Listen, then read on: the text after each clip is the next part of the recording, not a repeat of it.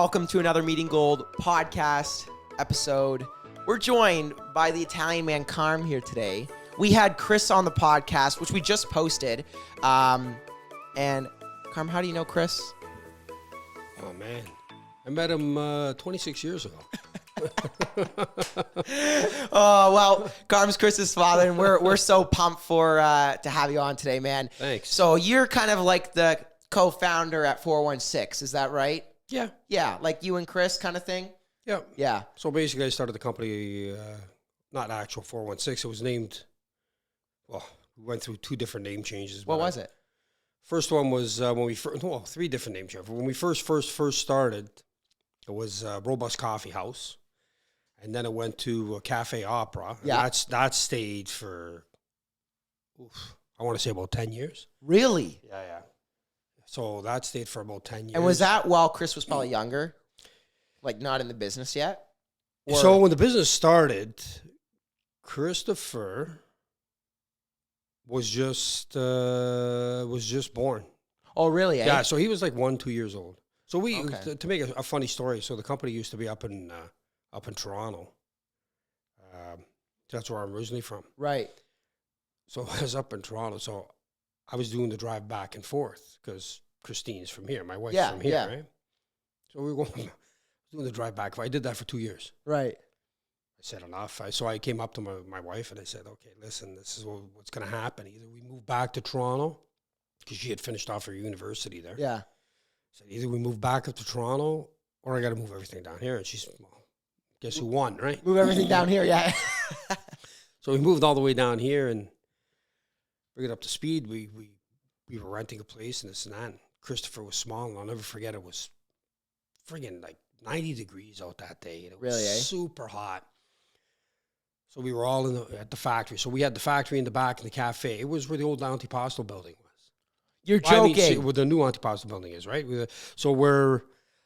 So right in Martindale, like Yeah. just What- off what's, Martindale. My dad works at the IG office right on Martindale, like 2 So your seconds dad, away. how long has your dad been there for? Oh, he's been there maybe 10 years. Well, he probably, no. So it was before that. Just before that. Way before that, because it was like 1998. Oh, yeah, okay, yeah, 1998 when we had that place there. And so... That's big, eh? Con Gusto, right? Where the Con Gusto is, the Yeah, bakery? yeah. Well, that was our location right there when we Okay, first moved yeah. down from Toronto. Gotcha. So to make a long story short, it was hot. The air conditioning, we didn't have the air conditioning on. We had the windows open. 'Cause I'm not an air conditioning guy. Yeah. But to make a long story short, Christopher's hot. So his mother filled up a whole garbage can. Like we had these clean bins, these garbage bins in the Right. back. They were all clean because what we would do is after we'd roast, we'd put them into the garbage bins, right? To let it cool off and then you pack. Because you can't pack them right away. You got to give it at least a day. So we filled up one of those garbage bins, and Christopher was small, and we used to put him inside the garbage bin for cold water to keep him cool, right? So he would just love it. He was like in heaven with a spouse. He's in the pool. It was like a pool for him. Oh my God. Well, Carm, we're excited to have you, man. Thank you. Chris was telling us about your story and stuff. It certainly wasn't easy, but you know, you're enjoying life now. You're living it every moment. You love what you do. It's very clear. We talked about it. You don't even want to retire. You're like, No. it's retirement. I'm in the game, baby. That's it. That's you gotta it. be in the game. But we'll talk about that. Yeah, Carm, can you give us a little background on just like you, where you grew up, you as like a 5 to 15-year-old kid? Like, what was that life kind of like for you? Oof. Okay, so I don't know, a lot, some moving around. Grew up on St. Clair till I was about like 7. And believe it or not, we ended up on Masterson Drive in St. Catharines.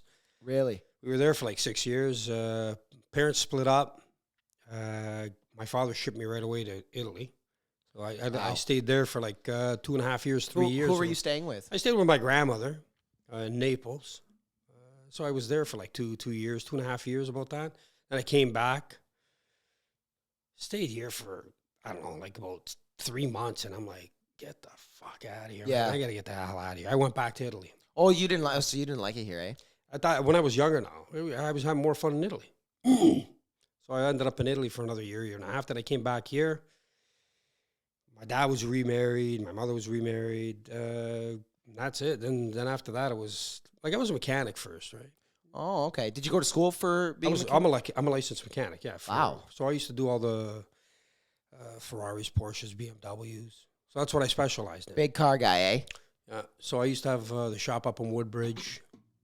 But now we're going ahead of ourselves there. Yeah, yeah. But, in between, like, I mean, it was just growing up like that, man. But it was tough. It was tough. It was like, did you were you born in Italy or were you born here? I was born here, but So your parents obviously came from Italy then? My dad comes from Italy. My mother comes from Portugal. My mother's from Portugal. Okay. So my father's from Naples. My mother's from Portugal. So they came here probably with not much, right, to their name. Nothing. Like most, like I know my dad, parents, same way, right? Came from Italy, immigrated here from the war, which I'm sure probably very similar story for your parents, and just came here kind of with nothing and just made a life for themselves. Try to do something, right? Yeah, work their ass off. Land of opportunity. Yeah, that was it, right? But even with our parents, when they came here, the whole thing is that the land of opportunity wasn't really the land of opportunity because you have to work your damn hard, right? Yeah. Like now they have all these plays in, everything positioned that, somebody comes in, we'll give you this, we'll give you that, we'll give you this, we'll do this, we'll do that, right? Those days, my dad told me, he came over there and he said he'll never forget he was like 2 months into Canada. He was living with his sister, and basically his brother-in-law walked up to him and says, hey, listen, if by the end of the day you don't get a job or something, he goes, over here, we have to all pay. He goes, if you don't pay, he goes, you're good now. You have to leave. Yeah. And that's only that was the circumstances, right? It wasn't that, they had any other avenue. They had to go to work. That's it. Work or that's it. Do you think like that mentality obviously came onto you, right? Growing up, you're very work orientated. You love what you do, but were you very work orientated when it came down to making a life for yourself, like in your early 20s, whatnot? Absolutely, because if I can give you one thing to let you know is that nobody's going to give you shit. People will help you. You'll find people on your journey that will help you, and you should always like appreciate that you did find somebody. A lot of people don't, but some people do find people that will help them and help them move along to their goal and guide them, right? I'll tell you a story about that too, really quick after. But, I always knew that nobody's going to come out there like, he's going to rescue me, right? I knew that I had to, I grew up on the streets, right? Yeah. When I came back from Italy, my dad was remarried and so where were you living and stuff? I lived for almost a year, and I used to sleep in stairwells of apartment buildings in Toronto, right? So I already knew that nobody's going to come around and, hey, here you go, I'm going to help you. So, so I knew that I had to work. I had to get out there and I had to work. I had to grind. You had that fire under your ass. That's what I like to say. I love it. Yeah. Fucking love it. And it's like it's clear you still haven't lost that to this day. I feel like as somebody makes more money, as somebody gets more successful, or just as they work more, they kind of lose that burning passion for what they're doing. But I mean, talk a little bit about, because you were an engineer. You obviously, I know you. Not an engineer. Cars. Oh, sorry. Licensed mechanic. Licensed mechanic. My bad. I know you love cars, and then you kind of transitioned to the coffee industry because you were passionate about it. So let's go back now. Yeah. So we're gonna go back and forth, I guess, over here. So so when I was when we were living on St. Clair, and then we moved down to St. Catharines into this area, we were here for 6 years. 6 years. But in that transition, all my family was still up in Toronto. So in the summer times, I used to go with my oldest cousin, my cousin John, my oldest one. So we have 2 cousin Johns. And he used to own Avellino Billiards on St. Clair. So I used to always be, he would go in the back. In those days, I don't know if a lot of people know this, but in those days over there, you would have a social club. Right. Right? So you would have the little place in the back, and all the Italian men would play their cards and drink their espressos and all that, right? So he'd go in the back and play. Okay. He'd go in the back and play, and I was 6 years old, 7 years old, and he'd be like, okay, you know what? Somebody come. This is what you do. You go over here, you push the button. At that time, it was to push the button. You push the button, you click the handle 2 times, push the coffee, push the button on top of the machine. So at that age, he was teaching you because he wanted to go play. Because he would go play, and he would leave me in the front of the bar. So I'd make coffee. In those days over there, I'll never forget, it used to be $1 for an espresso. People would put $1 at a time for the espresso. So the cash register was one of those old cash registers where you'd grab a handle, and you'd pull it down, and the drawer would come out. There was no button pushing. My gosh. There was no bill. There was no, you want a receipt. They would just pull this friggin' handle down. The cash drawer would open up, and you'd put the dollar in there, right? And I would do that while he would be in the back. And then when he would take a little break, but he would always see me, right? So he'd be in a position that he could see me through the door. Make sure all you're the doing time. okay. Yeah. So he'd give me a milk crate. I'd stand on the milk crate, and I'd be serving all these people. Wow. So that's why I always loved that. I love cars. Yeah. I love being around cars. I love everything about cars. I love racing. Well, because Chris was in racing, right? I got him into racing. Yeah. So I love racing. Which he obviously loves. Yeah, he was good. Yeah. Really good. But yeah, but I also love being around people. I love being around people. I love socializing with people. I love getting to know people. Yeah. Right. I think humanity is pretty funny. Right. Sometimes, like, and I'm not saying funny in a bad way. No, I see like, what you're saying. Like, Go with it. You just get to see so much out there, man. Yeah. You get to meet all different walks of life. You get to meet all different kinds of people. It's amazing. Gain new perspectives. Absolutely. Opens up so many opportunities. It's like, I think when you're content with yourself, you actually can take an interest in other people's lives and actually ask them questions, get to know them, because, hearing you talk, it's like I get a new perspective, right? Like that fire under your ass, well, I might have it, but I certainly wasn't, moving back and forth from Italy. My parents didn't split up. I certainly have it much easier than what you did. And to hear your side of the story, hear that you have that fire under your ass makes me not want to lose it. And I'm glad I could do that for you, and if I do it for anybody else to go out there and have that fire in their ass, because again, nobody's going to give you anything. Don't wait, and don't always go down. Oh, woe's me. Fuck that. Yeah. Fuck that. The victim mentality. Just do it. Just if you want something, just go out there and get it. Yeah. It's not going to be easy. Nothing's easy.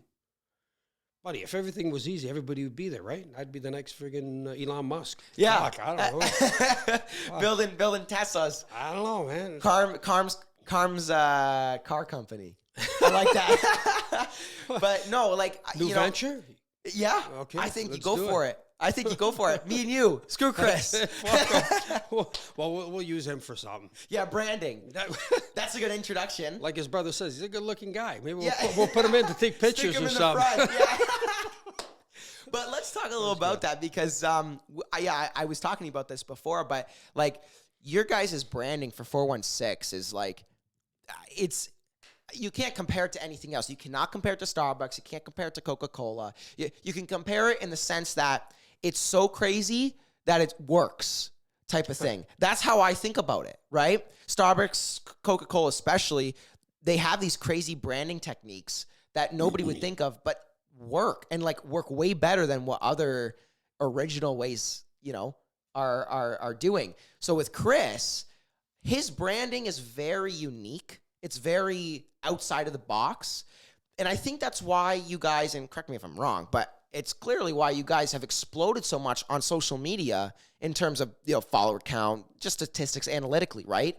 But you have more of don't take this the wrong way, No. older perspective. Absolutely. On branding and on that kind of thing. Like just, build a business, word of mouth is going to blow it up. That's a lot of people's mentality, who don't understand social media really fully. But Chris kind of took that and said, nope, we're going to totally flip the switch, kill it with branding, and it's working. What were your thoughts on that? Like, what's the branding story behind 416? Was it something that just evolved throughout the years, or were you open to it? You're going to have to go back now again. Okay, go ahead. We're going to go back. So really quick, I had, believe it or not, after 2008, I got basically friggin' screwed by everybody. Really, eh? Yeah. A lot of people closed down. 2008, a lot of restaurants were closing down. People owed me money here. People owed me money there. It was horrible, right? So I took everything, put everything in storage, shut everything down. I put everything in storage. I said, you know what? I'm going to wait till everything passes. We're gonna fucking lick our wounds and get back into it. A year and a half later passed, and I'm like, fuck this. Yeah, it went on for a long time, eh? Yeah. 08. Yeah. So it was 2 years, and at that time I was at a club. I was doing kung fu, and one of my Sifu, our teacher, instructor, his father owned the building. He's like, oh, why don't you open up? So we opened up Nini Panini's on St. Paul Street, right? Oh, you're joking? Yeah, that was us. So we were opening up, to me and him getting along. We broke up the partnership there. But everything was still in storage. So then I turned around. All the coffee stuff. All of it, the roaster, everything. I turned around, I put everything on Kijiji. No. I said, fuck this. I'm going to sell everything. I'm done with this. Just get some cash. And I was just at a, so going really fast to going up to speed here is, so Christopher, he was, I think his third year of university, and he's turned around, he goes, listen, he goes, let's open up the cafe, let's open up the factory again. I'm like, what do you got in mind? And he's like, okay, listen. He goes, I'm going to take care of the marketing end of it. He goes, you take care of the roasting, packaging, all that end of it. making it good. He goes, let me worry about one end. You worry about the other end. He goes, you know your coffees. Like, you deal with that. You deal with all buying of the coffees, roasting of the coffees, how you want to roast them. That's your end. He goes, let me do the other end. He goes, and we'll do this together. He goes, he goes, I got 1 year left of university. He goes, well, I'll bite in. And I'm like, okay, let's do it. Right? And he goes, okay. So everything started. Now going to your marketing. I'm bringing you up. So now everything, we opened up. We got a unit. What year is this? You know? Now we've been up since now. It's been 6 years now. We've been doing it. 6, 7 years we've been done. So the first thing he said was, because it was Battagli Coffee Roasters, my last name. And he's like, no, man. He goes, that's old. He goes, we got to do something live. He goes, you come from Toronto, yada, yada, yada, 416, CN Tower, blah, blah, blah, blah. And that's how we got the 416. So we changed everything. Because I was born in Toronto, CN Tower. What was your thought about that? I looked at him and I'm like, he goes, what do you think? I said, what do you think? He goes, well, I think this is a great logo. It's very clean. It's cut. Everybody will remember. It's quick to remember. I said, go ahead. Do it. And then he came up and so you were just like totally an open book on it. In order to succeed in anything that you do, I'm going to tell you, even if you go to war, you're not going to know everything. Right. So listen, there's other people out there that have different ways or have been around a longer time or have a different idea. Who knows? So just because somebody else didn't think of it, it doesn't mean that it's bad. Yeah. It just means somebody else didn't think of it. Yeah, yeah. Right? So be first to the punch. Try. What's the worst that's going to happen? Failure? That's part of the game. You have to fail. If you don't fail, you're not in the game. You're not trying hard enough. Right. You're going to fail. I like that. You and Chris have the same mentality when it comes down to that. Well, originated from you, I see. well, you gotta go, man. Like again, nobody's gonna give you anything, right? So you gotta go. You can't stop. You can't wait. What year did you guys open?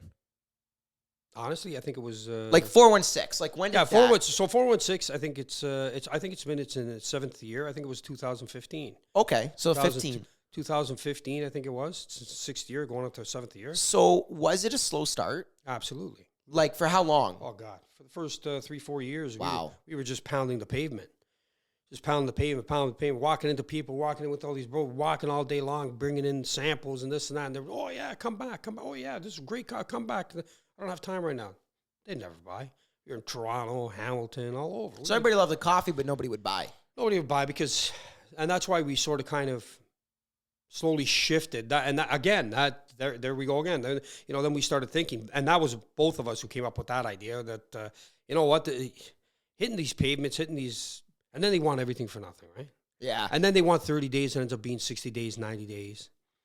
Like, I'm not going to give you names, but, we have somebody that still to this very day owes us $8,000 almost. $7,000, yeah. Right? So, and then we have other people who owe us other stuff. So that's why we got out of that game. Because we did start picking up some of the people and some of the small accounts. But, so when we went with, like, the 416 and then changing into the cafes, that's when we figured. Selling the coffee. We said, why don't we do this ourselves, right? And then Christopher came out with all this other stuff. Like, Chris came out with all this other stuff of, hey, I'm going to try this. And what do you think of that? And what do you think of this? I just looked at him. I'm like, go for it. Yeah. What do you think? You think it'll work? Try it. Let's try it. I'm not there. That's not my strong suit. So you respected both. I think you undermine that because a lot of like father-son duos and just a lot of duos in general try to get their hands in other areas, because the father wants to always be the guy that's superior and wants to be the guy that like, let's say, I know because I've been around longer than you. Yeah, yeah. Right? Am I right? 100%. I bet you 98% of fathers say that. Absolutely, right? I look at it this way. I look at it, number one, you don't have to wait till I die to take it. It's all yours. Right. You guys can have it all today. Doesn't matter. Why do I have to wait? I'd rather see you enjoy it and succeed with it. Number two, I don't know it all. Number three, I'm willing to learn too. Yeah. I'm willing to learn. I might be learning something right here with you. You don't know, but I do know. Yeah. And I am learning. You know, I look at you and you look like you're a very good outgoing kid. Thank you. And yeah, you know, you look like you're going strong. Thanks. That's great, man. Yeah. You know, the stuff like that. You look at people like that, and it doesn't matter how old you are. Yeah. You know what I mean? Well, I respect that a lot about you is that, like, you know, Chris was only in his third year when you were just like, okay, let's do it type of thing. I was selling everything. Yeah. It was almost just like a last effort to you know, make some cash and you know, let's do it. So what were you doing in that time, like opening up 416? What were you doing to pay the bills at that time? Thank God my wife was working. Really, eh? Yeah. Yeah. So she was supporting 90% of the weight at that time over there. We opened up Nini Paninis. It wasn't doing really nothing.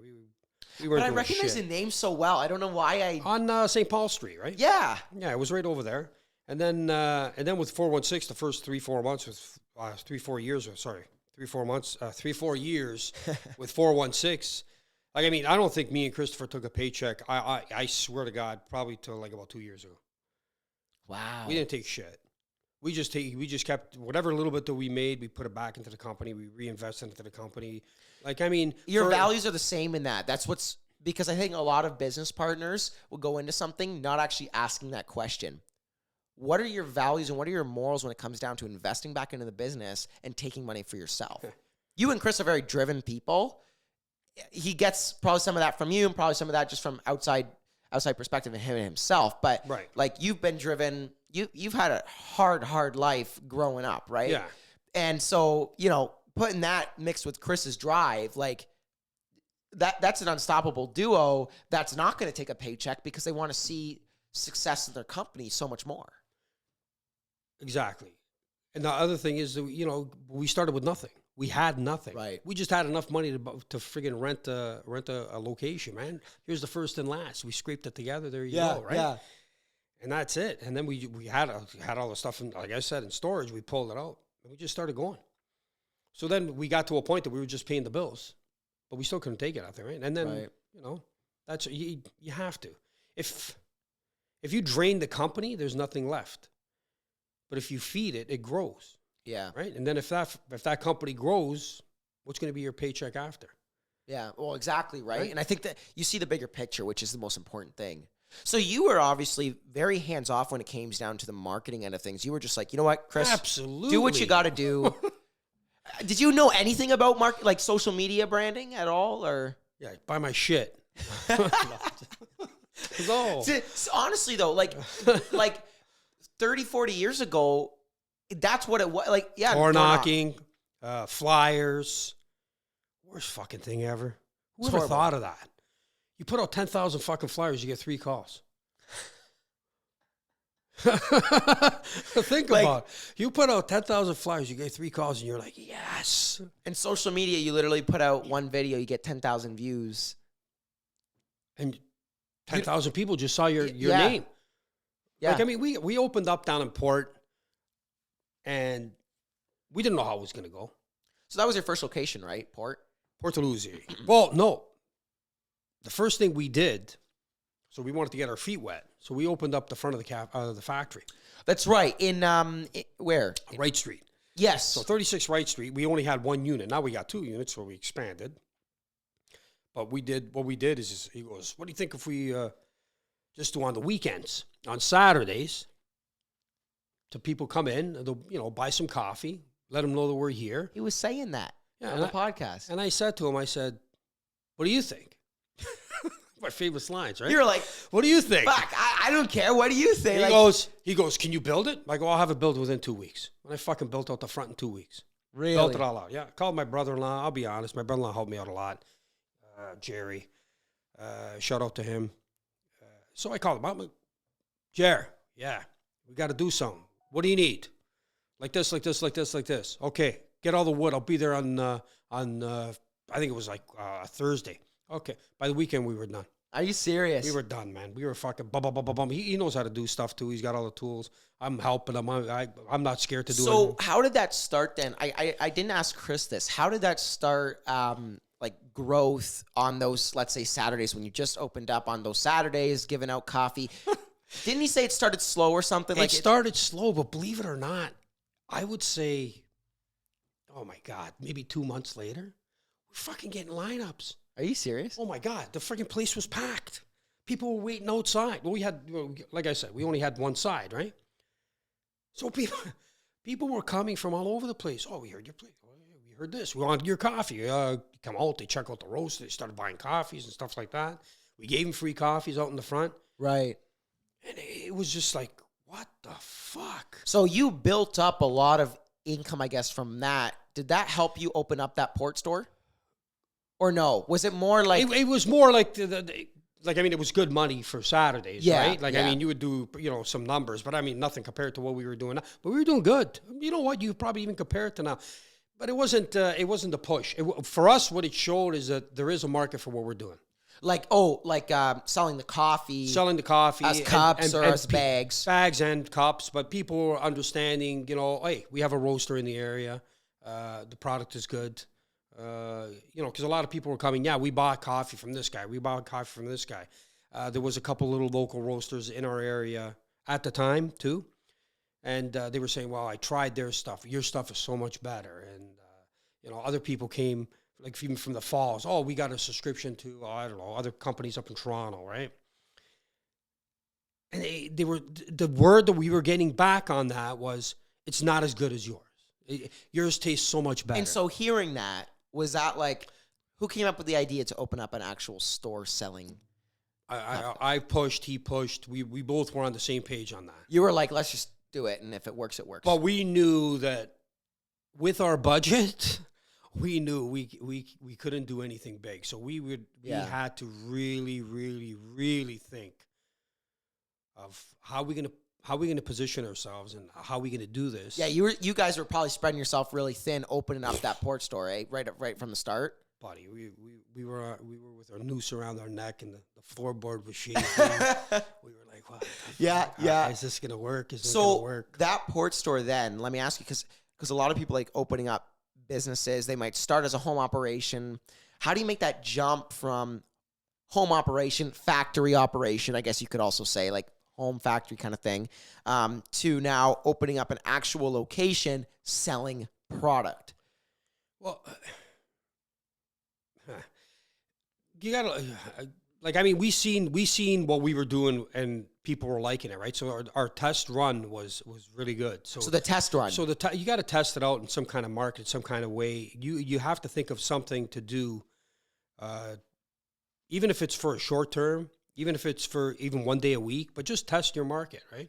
See if you're going to be accepted into your area, right, into your market, and try to figure out if this is the best for this market, right? Like, I mean, we did Grimsby, and Grimsby is a bigger location, but we still didn't do seating on it. Yeah, I find that very interesting. You guys didn't do much. And we don't want seating. Why is? Because you just. Well, we looked at it as, you know what, everybody else does it, number one. Number two, like, I mean, people want coffee. They want to go and, like, I mean, we don't want to be known as the place to sit down, get a cup of coffee, and, just sit there for the rest of the day. It's like a grab and go type of. More of a grab and go, but also to enjoy your coffee, right? You want to have a great cup of coffee. So I'd rather spend the money on great beans than spend the money on the rent to give you, to try to give you, and then skimp out on the beans, right? Like we're buying high-end beans. We sometimes pay, we bought a Jamaican Blue Mountain that almost cost us $4,000 for a barrel. Yeah, that's right. Nuts. So, like, I mean, like stuff like that. I'd rather spend it on the bean and give you high quality coffee and give you the best bang for your buck. Give you something that you're going to experience and love. Yeah. Right. Then give you, like, let's say second grades or whatever. I find it very interesting. Yeah. Because like starting out, I don't know about now. You guys are probably much better off now in terms of like opening up and that kind of thing. However, starting out, you probably didn't have much of a choice either. Like, what could you afford? Always good beans. We just didn't have the big variety. Beans. We didn't have the great variety. Like we didn't carry, like now we can carry 6-7 different types. Right. Now we're buying 5,000 pounds a month. Yeah. Before we were only buying maybe 300-400 pounds. About 300-400 pounds. Then we came up to about 1,000 pounds, but we were only buying maybe 3 different types. Right. So now you're offering more of a variety. Now we can have more in stock. Options, right? Yeah, more options, but we have more in stock. So like that this way here, we just brought in the Kenya AA 2021 crop, fresh crop. It's an amazing Amazing crop this year. So before I would maybe buy one bag. You went all out. Now we buy 6. Yeah. No problem, right? So we buy 6 of that, 6 of that, 6 of that, 5 of that. We got another 5 or 6 Brazilians from a woman cooperative in Brazil. Oh, yeah. Still on ship, should be arriving en route pretty soon. Amazing coffee. So now we have more of a variety, but we also have the buying power to hold more. I like that. I really, that is a non-original approach to that kind of thing. A lot of people think, oh, I got to have seating. I got to have this. I'm going to be real right now. If 416 had seating, the vibe and the style, I'm sure Chris would probably be the head man of that. He'd probably make it unbelievable. Well, we're thinking of already a couple of ideas. I got to be honest. Like that. It'd beat out Starbucks for sure. No questions asked. It'd be a study environment for sure. I'd have to go there and put some work and write some emails and write some letters. But I really find it interesting. Like, I think you guys are at the point now, you can kind of, if you want to have some seating at said location, maybe you do it. Maybe you try it. If not, no big deal. Like, you're going to be better off anyways because you've got that quality coffee. And it's very interesting how you've made that decision. It was kind of like, do we choose seating or do we choose quality? And it's almost like, oh, well, no questions asked. We choose quality. But a lot of people would try to play both. Quality takes the hit. Seating takes the hit. Now you're trying to play both worlds. Just friggin' excel at one thing. So you just said the perfect thing, right? Yeah. You just said seating takes the hit, the coffee takes the hit, right? So you're playing in the middle. And you never want to lose every time. Yeah. You lose every time in the middle. Every time. Pick your side. That's so, that is so interesting. We just, Draw your line in the sand and just stick to it. Just fucking, that's it. Go. Right? Like, I mean, we want to do something with seating maybe later on, maybe try something, maybe 1 or 2 locations, or maybe another location. Well, because I know you guys want to expand big time. Yeah. And you, no doubt you guys will, like with the growth that you've been having and holidays and everything. That's the other thing, right? A lot of people go into growth and stuff like that. And what's the first thing that people do? Spread themselves too thin. But what do? A lot of people go to the bank.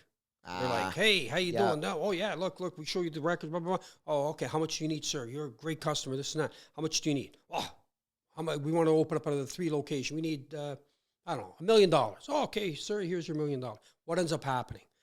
All of a sudden you have, getting them going. It's going to take a little bit of time. So the people, now, you got to get that place going. So now you got to keep on paying the bank. Banks want their money back. Yeah. We didn't do that. We did it all with our money. We worked always, when we opened up our second location, we opened up with our money. We're still fine. We're good. And I got to be honest, that is very interesting as well, because I look at it like this. You could have forced exponential growth, or you can let exponential growth just happen by creating good product. Because at the end of the day, Carm, you know what? Your methods 40 years ago, they still work today, and they're always going to work, and they are the backbone of how the economy and how business is built. Yes, I agree with No questions asked. It will Thank you. never, ever change. Social media cannot replace meeting somebody in person, ever. A Zoom call, a VR call, BS compared to meeting in person, right? Nothing will beat it. I find it very interesting how you and Chris seem to have, you guys probably were at a point where, like, even now, like, you're confident, you can get to 50 locations, but do you want to force 50 locations, or do you want 50 locations to come to you? I'm kind of looking at it that way. Like, you guys are taking a very, not slow, but organized approach to growth. You're not forcing it. No. You want to make your moves. There is a time. Time is everything too, right? Yeah, timing. Like, I'm not gonna pull that out of the equation, but you have to also position yourself properly, right? You have to position yourself in even when you go to a new market, you just don't want to just drop them. Starbucks does. Right. But Starbucks has got a brand, like even Tim Hortons. You walk down the street, 10 Tim Hortons, one after the other. Yeah, it's crazy. So McDonald's. Who's that all for? So that's all for, like, let's say, for the owner of the corporation. He's fucking laughing. You're paying him to open up all these places, right? But just imagine if you would have to, like, have one here and then maybe have one a little bit further, whatever. Like, I mean, the person's not always, you're just pumping in the same stuff, right? So it's nothing. It's just having the same crap as all the time, right? You're not getting Starbucks does a really good job with experience. We really like their game plan there. Just for me, like, I mean, again, going back on the opening is, like, I mean, just keep on opening and just throwing them around without especially you're not a Starbucks, right? You're just, You're spreading yourself too thin. you just, it's not positioned properly, right? If you position yourself into a proper position, your growth will be faster. You think it's not, but it is faster. And they're successful. They're firm, right? So you put your Firm. roots. I like that. Yeah. So you put your roots in, and they take hold. Once the root take hold, the tree grows, right? Yeah, you know what? I mean, it's like, and I'm sure you guys want to get to this point eventually. Like, this is, 10, 15 years down the line where, like, you can open up a location and it'll do well just based on the branding that it has behind it. I mean, look at, I look at McDonald's, okay? They have just exploded. They're in the real estate market. They've just exploded. Their brand is so strong. Everybody knows them. You could open up a McDonald's anywhere and somebody will go to that McDonald's. Did you see the story behind McDonald's? Founder, the movie. Yes. Yeah. Okay, so here's another thing. When he started those places, how did he start them? He started two of them were in California, but then the other ones he started popping them around all around the place. He did not put one after the other. Right. And the sole reason is to give that branding in the areas that he wants to. You could take the inside after, but by plopping a little bit here, a little bit there, a little bit here, a little bit there, you're opening it up, right? A lot of people I've noticed in small towns, they open up a location, right? I can give you 3 names right now, but I'm not going to. Don't bother. But they open up, right? And they're in this area. They open up 3 of them.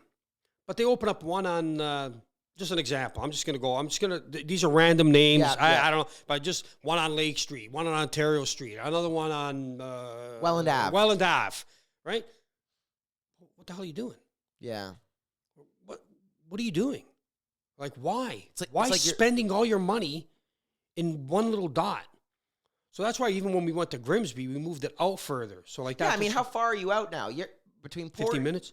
Yeah. 15, 20 minutes. That's smart. So are you going like every 15? Is that the goal? Like, well, not really. We didn't really like look at it as every 15, right? But we do want to slowly move up into the Toronto area, right? So that's you getting into Grimsby. So now next move might be Hamilton, right? So we might be looking at Hamilton. The day you guys open up a Toronto shop right in like downtown would be. But we want to do something cool up there too, right? So you got to have the funds to be able to. Yeah. The funds is number one. Number two is you got to do something totally out of the you got to do something. Like how many are there? There's millions. Oh my God! Coffee shops in Toronto. You guys make it big there. Your branding set. But you know what I mean? I know exactly what you mean. It's so many cafes, so we got to stand out. We got to do something. So is the goal like to obviously like that's probably the ultimate goal. Have a nice place, even maybe with some seating, like a Joe's Pizza in New York City. Fresh Italian. I just went there. Did you? Yeah. I kid you didn't not. get the invite, by the way. Just to let everybody know. Carm, I'll have to take you and Chris to New York City next time. But like to have a small but cultured place like downtown Toronto, I can see that with a whole vibe that's totally different than what everybody's used to. Joe's Pizza did it so well. I've been one time, and I will never, ever forget. It was amazing fucking pizza. I loved it. If I drank coffee, apologize, I don't, but I'll have to start. I'm off here. I know. Walks away. But, like, I can definitely see that. And, you got to have that branding. Like, it's almost like in Toronto, you want people in Toronto to be like, no way, 416 opened up in Toronto? Well, I'll be honest with you. They're coming down Toronto to us. Yeah. Like, we get so many people from Markham, Scarborough, downtown Toronto. We have. So are they ordering just like a couple bags and stuff for going home and office? Or well, we got a lot of. That's another thing that Christopher started off with is he launched the online store, right? So he launched that online store. We shipped to New York. We've shipped to BC, Alberta, Quebec. Wow. We're Montreal, which is part of Quebec, but Ottawa, Toronto, all kinds. So every week. So are you supplying coffee to some stores in Toronto? No. So we got out of that game. Right. Right? Because a lot of people don't like to pay 30, 60, 70 days. You're dealing with a lot of we don't need variables. That shit. Like, I mean, I'll be totally honest with you, and I'm just going to say it. I don't mean it in a bad way. No, go ahead. But I'll be honest. Like, I mean, and maybe, you know what? We don't know yet. We'll see how that plays out too. But we had Costco, approach us when they opened up the one up in Niagara Falls, and they asked us for our coffee in their place, and we're like, no, we don't want to do that to our brand. Wow. There's no way. You know, if somebody wants our coffee, they can come to us and they're going to have I'm not buying cheap coffee. Which let's be real. I mean, no need to dish, but like big companies like that are looking for the biggest margins possible. Yes, and then what they do is like the people that roast for them. I understand they're going to roast a lot. Probably I would have been roasting 10,000 pounds, but I'm going to be doing double the work, triple the work for less for that amount that I'm roasting. You're going to be doing less profits, right? Yeah. So these are the things you got. So I said no. I even told Christopher. I said I'm not going to. There's no way I'm going to do that. So what'd Chris say? He said, that's fine. He goes, that's right. He goes, we're just going to bastardize our brand. And then what do we got to do to keep to their numbers and to be competitive in that space? You know, we're going to have to turn around and buy cheap coffee. I don't want to buy. Quality's going to dip.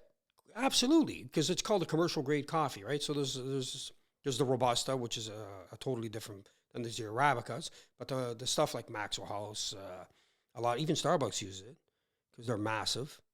So it's called a commercial grade coffee, which grows at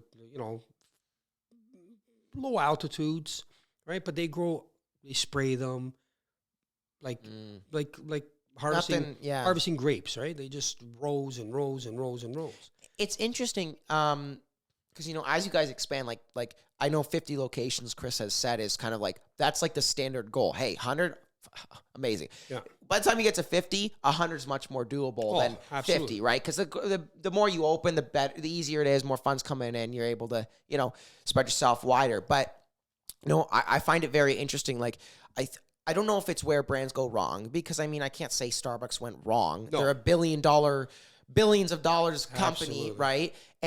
But yeah, their quality in terms of coffee could be that much better. But the question is, would they be a multi-billion-dollar corporation? I guess what's the goal here? So for you, let me ask you that because I'm actually really curious. Obviously you want 416. Like, oh my God, if it's a multi-billion-dollar corporation, you're giddy, you're happy. But will that mean that the quality has to take a sacrifice? Do you think that you can get to, a $100 million evaluation and be able to sustain the quality of the coffee? That's a legit question. True. Let me ask you a question. Okay, he's firing back. Okay. Let's say that GM, we're going to go to car analogy. Okay. Let's say GM is your Starbucks, right? Right. Now, would you say that's $100 million company? Oh, yeah. Okay. Oh, yeah, $1 billion company. Would you say that a GM is like a Ferrari? No. Is Ferrari a $100 million company? Wow, you got me there. You're right? so right. So it doesn't. No, it's not. It's not like you don't have to look at it how many locations you have. You could still make, if not as much, but pretty close to what they're making with, like, let's say. So the thing is if you bring out the quality and you bring out like top-notch coffee and give people a perfect experience, people are going to come and they're going to spend their money with you because they know they're getting value for their money. I love that analogy to GM and Ferrari. Both billion-dollar companies, huge. But Ferrari didn't stop. A higher quality for Ferrari. Right. They got their whole plant. I don't know if you've ever seen it, but they got their whole, I love cars. I know. But they got their plant. Ferrari's your dream car, right? Yeah. So inside their plant, they have an actual, in the center of it, like a forest. And that's just to hold the humidity because the trees will absorb all the humidity and the rain and the moisture inside the air. So when they cast their engines and they do their machine shopping and all that, so the metal doesn't penetrate into the engine. So this is what I mean. So you don't have to sacrifice your quality to make money for your end result. Right. It might be longer. Like, I guarantee you the path that Ferrari had was so much longer than GM. GM popped them all like that. Even Ford. Look at Henry Ford. Yeah, like you compare it to you guys, your growth probably... Do you need to take the call? No. Okay. No, it's okay. Your growth has probably been slower in the sense that on the outside, it doesn't look like it's like super big. Yeah. Obviously, I'm sure on paper, it's much bigger than companies or businesses with like 5 locations, 6 locations. Could be. Could be. Yeah, I mean, you never know, right? Like, you can't compare it to everybody. But I find it very interesting. Like, you guys have 2 locations now, plus the factory. Do you still open that up on Saturdays, by the way? Yeah, so the factory, we just started opening up about a month ago every Saturday. We had to do some more work on the Strada. Oh, yeah. La Marzocca Strada. Yeah. So that one over there had some problems on it. That one threw me for a loop. I was Really? electrical, but I was good with electrical. So that's the thing. So I So figured it out. are you like the jack of all trades? And Well, because of my mechanical background, I love fucking fixing machines, right? yeah, So you actually enjoy it. I eh? enjoy it because I put my earbuds in, right? I was gonna say Definitely not the AirPods. I was gonna say the fucking JVC with the little cassette player, like in Guardians of the Galaxy. So Ooga chaka, ooga chaka. So I put my friggin' AirPods in. Christopher got me on Spotify. Boom, put my music on, and I just sit back. And for me, it's like diagnosing a car, right? And the machine nowadays, oh my God, the technology behind it, I got blown away. Like, I mean, even 10 years ago, the technology behind an espresso machine to what it is now is like night Crazy, and eh? day. Fucking night and day, man. All the computer board circuits, all that. It's got all relays and all that. So I was blown away. Yeah. I was blown away, but I fixed it. I found it, fixed it, and all that, right? Because I did that with my cousin too. I learned how to fix machines. Oh, yeah. Probably when you were younger, right? Yeah. So when I first started, when I came back from Italy, I didn't have a job because then the last time when I was a mechanic, I left. The last time for like 6 months, I lived in Italy. That was the last time. I was like 19 years old, 20 years old, 21. I came back at 21, so I left at 21, came back at 21. I didn't have work. Started working with my cousin fixing machines because I couldn't even get a mechanic's job. Really, eh? So I started fixing machines and this and that. Then I got out of it, and then back to cars. And it was a back and forth until I did again. Until you got here. Don't stay in the middle. Yeah. Pick a side. I think if anybody takes anything away from this podcast is that. And learning from other people, like being open to ideas. I mean, what's your famous saying that you would always say to Chris? What? What do you think? Oh, yeah. What do you think? What do you think? What do you think? So we'll quote you on that. And, you know, yeah, I actually really like that. And I think we summed it up today is like, don't just play in the middle. Because you play in the middle, you're mediocre.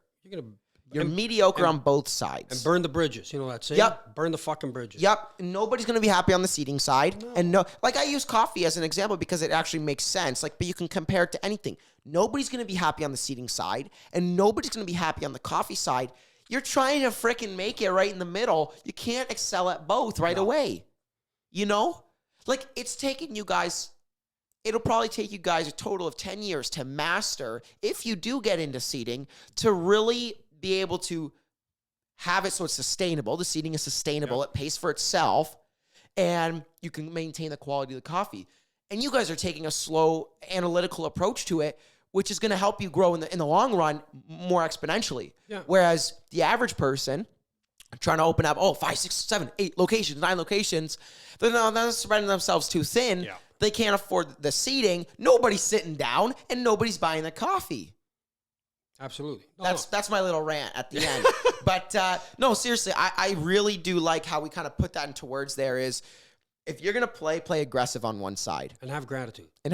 Yeah. Always have gratitude. Yeah, I think... be happy with what you have for the moment and then, work for tomorrow. So what would you say to somebody, because, I mean, you have a lot more experience, I say experience, but experience in that realm of like, I know what it's like to live not in the nicest places. Like, I know what it's like to struggle. That's what I'm trying to say. What would you say to somebody that maybe doesn't have that same struggle, however, doesn't have the motivation to go out and, make something happen for themselves? First and foremost, you got to find what you love, right? Always find what you love, because if you don't find what you love, it doesn't matter what I tell you, right? I can tell you, coffee's the best business in the world. You get into it, you don't love it, you're never going to be motivated. I'm not going to be the one fixing the machine, yeah. That's right. So you got to find something that you're motivated with. Find your passion. Find what you want to wake up in the morning for, because it's great. Greatest fucking feeling. I've been blessed that way. Again, have gratitude, right? Because I did cars, mechanic, and like, buddy, I didn't have the nicest standards. I didn't have the nicest things. But I knew every morning I'd wake up with a smile on my face because I would go fix cars. Yeah. And I loved it, right? And not any ordinary car. Like the first guy that taught me, his name was Alfonso Di Francia. I don't know if he's alive or dead, but he was part of the Mercedes race team. in Germany for 10 years. Yeah. So I was one of the guys. And the other guy was Emo Grazia from North York Nissan when I used to be there. And like, I mean, he was number 2 in all of fucking Canada for Nissan. Like the guy was a genius. He would work like a doctor. Like, you know, so find that passion. Find what really, really fucking just excites you. Not girls, guys. Come on. Like, take it easy, man. That's afterwards. Oh my God. But you know what? Yeah, Carm, I don't think you could have said it any better. And I want to touch on that one thing before we shut it off today. But the fact that you said, I don't even want to retire, I have no interest in it, is really interesting because it shows how passionate you are about it. And I think with the business that you're in, like, first of all, you don't have to retire. I mean, yeah, and that way you are blessed. Like, you're not doing something physical where it goes with your age or whatever as you get older. It's more like your brain power and your knowledge in that industry. I mean, Carm, when you're like 70 years old, you're going to be like that, like Mr. Ugasaki, you know, Kung Fu Panda type, like just the guy that everybody goes to when they have a question about coffee or about fixing something. You're going to know it all, you know? And hey, I know you say you don't know everything, but I see that passion in you, and you like being able to teach people like that. I mean, you've taught Chris. Chris is now a coffee expert, as I would say, coffee expert. In all honesty, he also helped himself. Yeah. Again, like I was telling you before, like he does read, he does do his own research. I might have opened up some doors for him in a sense of to open up his eyes to the coffee business and all that, but he was always around it from a baby. Yeah. But he has, I'll give him credit too. He's done a lot on his own. Yeah. Like he's learned a lot on his own. You guys support each other really well, and I think, like, you know, with any relationship, that's what you want. You know, on both sides of the party, you want to be able to support the other person Absolutely. with what skills you have. You know, Chris has skills you don't have. You have skills that Chris doesn't have, right? And so being able to complement those, obviously, it's working out right now with 416, and it shows to everybody, right? So, but I look forward to the Toronto location that will open up soon. We'll do a podcast live right from there. That would be sick. But it's in the future, right? Dead serious. In the future. When this podcast gets thousands and thousands of downloads a month, I will happily support you guys when it comes down to that kind of thing. Because, I mean, you're sponsoring our coffee. So thank you so much for coming on the podcast today. And I'm not a great speaker like Christopher, but I do my best. If you want to give a little shout out, 416, people can come on Saturdays now to the factory. Saturdays now the factory's open from 10 till 1. It's only 10 till 1, and I do Carm's cannolis. Carm's cannolis. Are they actually really that good, eh? Buddy, you can't keep up. I got to go there. What day is it? It's Tuesday today? Wednesday. Yeah, so today's Wednesday, every Saturday. So it's all pre-ordered, right? Okay. So you got to order online because I get all the cheese fresh. So what do I got to get it online? You got to get it online. Sometimes I usually always make an extra box or two. So the people that come over, I'll always give them a free cannoli here and there for a coffee. Can I order like 10 or 15 and give them out to like some clients or whatnot? Yeah. So the box is coming, but you got to do it that day, right? Because it's already got the cheese. It's freshly got. I get it every morning on Friday. So we get it for Friday afternoon. The ricotta comes. And then Saturday morning, 7 o'clock in the morning, I go down and I make them all. So everything's done fresh. I love it. So from 7 to 10, you're kind of making it. Yeah. So I don't even open up the door. You can knock. I'm not opening. You're I close just it. I grinding lock the door. Yeah, I don't want to be bothered. Again. You got your tunes. That's it, man. Chris got you hooked up with Spotify. That's it. You'll have to listen to this. Hopefully by next Saturday, this podcast will probably be out. Okay. You'll be able to listen to it while you're making your cannolis. How? Oh, you go on Spotify. Now I got to learn. Oh my God! What the hell? hell? Use a podcast. I'll tell Chris to make sure he shows you how to do that. But it'll be wonderful. I think it was about a 45-minute talk today. So awesome. Come by on Saturday. I'm dead serious. I actually will. Even my dad would love. We got chocolate chip scores this week. Oh my God! Last week You're gonna give him a heart attack. I'm telling you, we sold out last week. We have to do them again. People wanted more. Wow. They were late. Well, I'm looking forward. I'm definitely going to come out. Please do. Yeah, that would be fantastic. Maybe take a couple snaps, couple photos for you guys and stuff. That would be awesome. Yeah. But yeah, thanks so much, guys, for tuning in. And I hope you learned something. And get that fire under your ass and really just pursue what you want to do and get a passion for it, right? Keep going, yeah. Thanks, Carm. Take care, guys. Have a great day. Ciao. Thank you for listening to this week's Golden Guest on the Meeting Gold podcast. If you learned something from today's episode, make sure to check out our other content on Apple Podcasts, Spotify, Instagram, and YouTube. Also, make sure to leave us a follow while you're there. Thanks, and have a golden day.